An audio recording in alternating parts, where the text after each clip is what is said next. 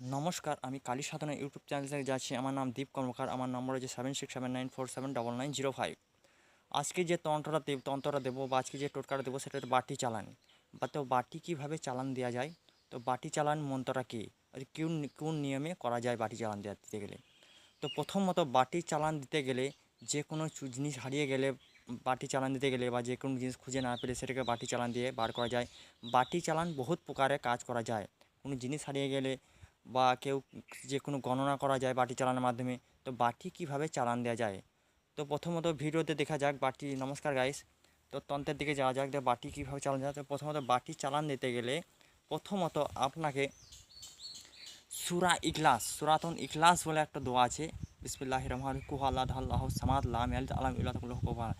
সূরা ইখলাস বলে যে একটা আয়াত আছে, সেই আয়াতটা একটা কাঁসার বাটির মধ্যে 41 বার পরে 41টা ফুঁক মারতে হবে সূরা ইখলাস।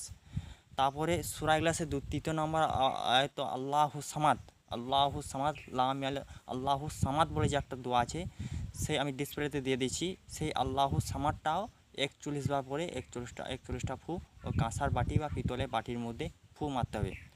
তারপরে যে কোনো একটা ব্যক্তিকে একটা কাগজের মধ্যে আল্লাহু সামাদটা 41 বার লিখে সেই কাগজটা ফোল্ড করে তার হাতের মুঠোটা দিতে হবে বাটিটার মাঝে, সে হাতটা দেবে থাকবে।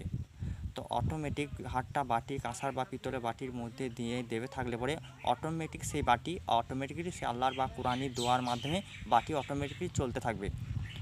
তো নমস্কার, ধন্যবাদ গাইস, আমার কাজটা করবেন, কাজ হবে। তো চ্যানেলটা সাবস্ক্রাইব ও লাইক ও কমেন্ট করে জানাবেন। Thank you. Kali Sadhana YouTube channel থেকে জানিয়ে নমস্কার, ধন্যবাদ।